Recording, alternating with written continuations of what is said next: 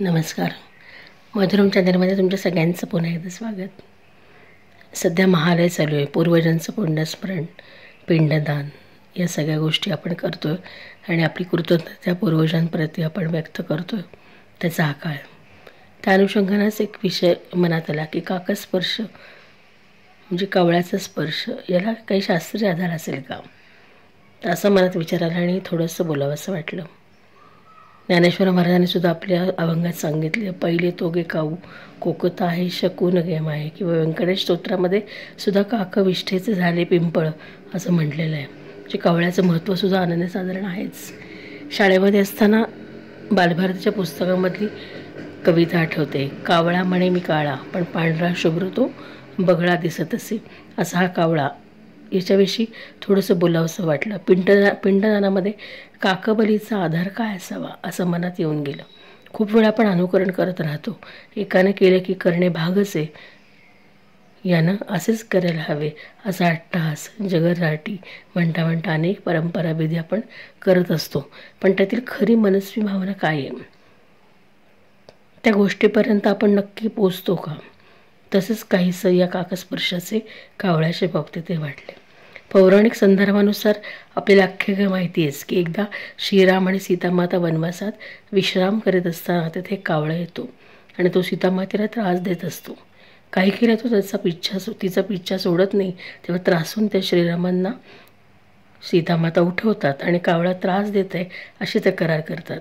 त्यावेळेस श्रीरामांकडे धनुष्यबाण तसेच दुसरे कोणतेही शस्त्र नसते, म्हणून ती जवळच पडलेली गवताची काडी, ज्याला दर्भ म्हणतो आपण, मंत्रून कावळ्यावर फेकतात आणि तो दर्भ कावळ्याच्या एका डोळ्याचा वेध घेतो आणि कावळा एका डोळ्याने आंधळा होतो, म्हणून कावळ्याला एकाक्ष असं सुद्धा म्हणतात.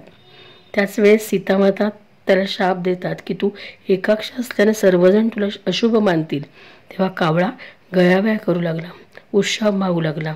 तेव्हा त्याची दया येऊन सीता त्याला उत्शाप देते की मनुष्य मृत झाल्यावर त्याच्या 10व्या पिंडाला तो स्पर्श केल्याशिवाय त्या व्यक्तीचा आत्मा मुक्त होणार नाही आणि शिवाय ही दर्भाची काडी सुद्धा त्यावेळेस उपयोगी पडेल अशी आख्यायिका आपल्याला सांगतेच. कावळा हा प्राणीसृष्टीमध्ये येतो, पृष्ठवंशी येतो.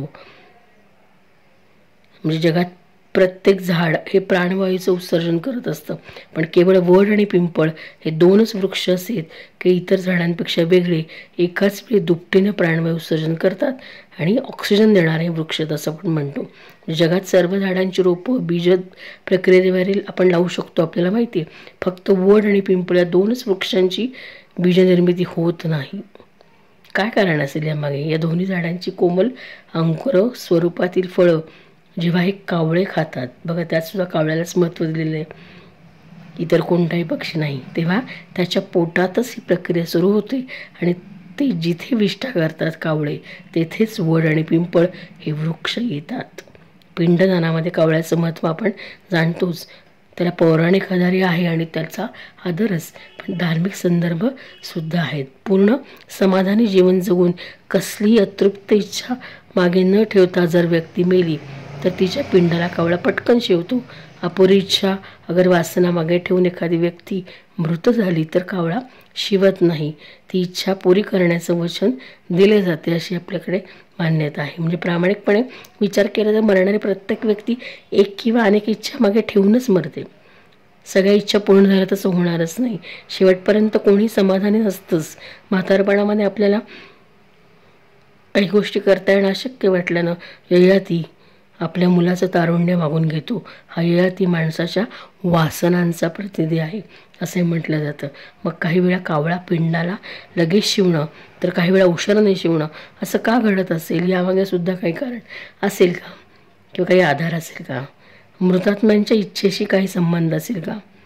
मान्यच, पण तरी असंही म्हणता येईल की कावळा हा थोडा इतर पक्ष्यांपेक्षा धीट पक्षी, सहज सर्वदूर दिसणारा, काही सराईत तर काही घाबरून दूर पडणारा, शहरी आणि ग्रामीण भागातील वेगवेगळ्या परिस्थितीमध्ये दिसणाऱ्या जर कावळ्यांचा विचार केला तर कावळ्यांचं वर्गीकरण सुद्धा त्याच्यामध्ये करता येते आणि त्यामुळं काकस्पर्श त्यावर अवलंबून असू शकतो. श्रद्धा तर आहेच. पुन्हा कावळ्याचा रंग काळा, जो रजतमदर्शक असल्यानं तो पिंडदान या रजतमात्मक कार्याशी संबंधित विधीशी थोडंसं साधर्म्य दाखवतो असंही असेल. कावळ्याभोवती असलेल्या सूक्ष्म कोशातही देहाभोवती असलेल्या कोशांसारखेच आपकणांचे प्राबल्य अधिक असते आणि या लिंगदेहाला कावळ्याच्या देहात प्रवेश करणं सहज सोपं जातं. वासनात अडकलेले देह हे तिन्ही लोक आणि स्वर्गलोक यामध्ये अडकलेलेच असतात आणि असे लिंगदेह पृथ्वीच्या वातावरण कक्षेमध्ये प्रवेश केल्यानंतर कावळ्याच्या देहात प्रवेश करून त्या पिंडामधलं अन्न भक्षण करतात. मधला पिंड हा मुख्य देहाशी संबंधित असल्यानं या पिंडाला कावळे शिवणं महत्त्वाचं मानलं जातं आणि प्रत्यक्ष पिंडातील अन्न कावळ्याच्या माध्यमातून भक्षण करून स्थूल स्तरावर अन्नामधून प्रक्षेपित होणारे सूक्ष्म वायू ग्रहण करून सूक्ष्म स्तरावर अशा दोन्ही माध्यमातून लिंगदेह मेलेला आत्मा आपली तृप्ती करतो असं मानता येईल. आणि पृथ्वीची कक्षा भेदून पुढे जाण्यासाठी त्याला या अन्नामधून सूक्ष्म स्तरावर ऊर्जा मिळते. ही जी स्थूल ऊर्जा आहे तर ती लिंगदेहाच्या बाहेर वासनात्मक कोशांचं पोषण करते आणि मग कावळा शिवल्यानंतर आपण म्हणतो की त्याची इच्छा पूर्ण झाली किंवा त्याला लगेच कावळा शिवला, त्याची काही इच्छा राहिली नाही असं आपण म्हणतो. सूक्ष्म वायुरूपी ऊर्जा ही लिंगदेहाला पुढे जाण्यासाठी आंतरिक बळ देते. असं धार्मिक आधारसुद्धा आपल्याला याचा देता येईल. काकस्पर्शाचा. मग काकस्पर्श होतो म्हणजे काय होत असेल असं पण विचार डोक्यात आला. कावळा जेव्हा पिंडातील घास घेतो त्यामुळे मानवी शरीराच्या देहाच्या अतृप्त इच्छांची पूर्ती झाल्याचं आपल्याला जाणवतं. आपण म्हणतो की कावळा शिवला तर त्याची इच्छा पूर्ण झाली. कावळ्याच्या माध्यमातून देह इच्छांची पूर्ती करतो. ज्यावेळी देहाच्या अतृप्त इच्छांची पूर्ती होत नाही त्यावेळी देहातून तमोगुणी मारक अशा शक्ती लहरींचं वातावरणामध्ये प्रसारण होतं, कावळ्याकडे प्रसारण होत राहतं आणि लहरी कावळ्याला जाणवतात ती स्पंदनं आणि त्या लहरीमुळं कावळ्याला पिंडाला स्पर्श करत नाही. म्हणजे ज्यावेळी देहाच्या अतृप्त इच्छांची पूर्ती होत नाही त्यावेळी देहातून अपूर्ण इच्छा राहिलेला जर देह असेल त्यातनं तमोगुणी मारक शक्ती अशा लहरी कावळ्याकडे प्रसारित होतात आणि त्या कावळ्याला जाणवतात आणि त्यामुळं कावळा त्या पिंडाला स्पर्श करत नाही म्हणून आपण म्हणतो कावळा शिवला नाही अजून.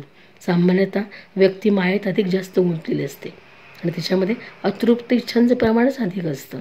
त्यासाठी पिंडदान देऊन अन्नाच्या स्वरूपात इच्छांची पूर्ती आपण करतो असंही म्हणता येईल.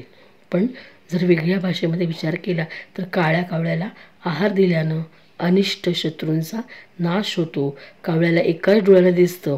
शुक्रदेवता देखील एकाक्षी होती.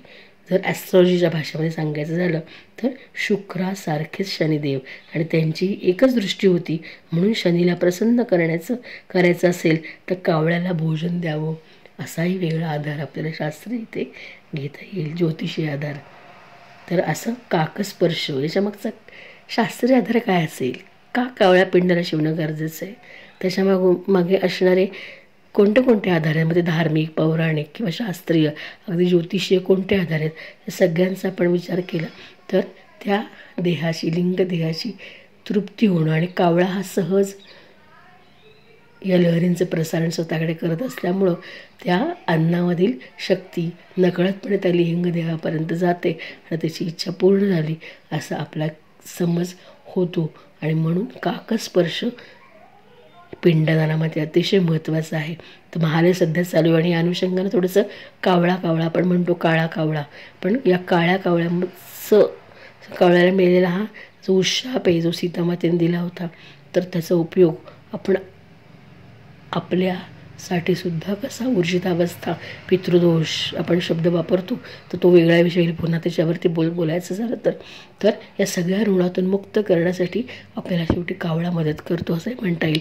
म्हणजे कावळ्यांनी त्या अन्नाला स्पर्श केल्यानंतर, त्या अन्नभक्ष केल्यानंतर त्याचं प्रसारण तो लिंगदेह करतो आणि तो तृप्त होतो असा आपला एक समज, त्याच्यामागची धारणा आहे आणि आपली अशी आख्यायिका आहे आणि आपली संस्कृती सांगते जी योग्यच आहे. तर असा थोडासा विचारास मनामध्ये आला आणि काकस्पर्श याचा आधार काय असेल तर हे थोडंसं मनात आलं आणि ते बोलण्याचा प्रयत्न केला. तुम्हाला सगळ्यांना आवडला असेल. प्रती कृतज्ञता व्यक्त करूया. पितृऋण पितृपंधरवडा चालू आहे, त्यामुळं समस्त पितृदेवतांचं आपण स्मरण करून सगळ्यांच्या प्रती आदर कृतज्ञता व्यक्त करूयात. पुन्हा भेटूच. धन्यवाद.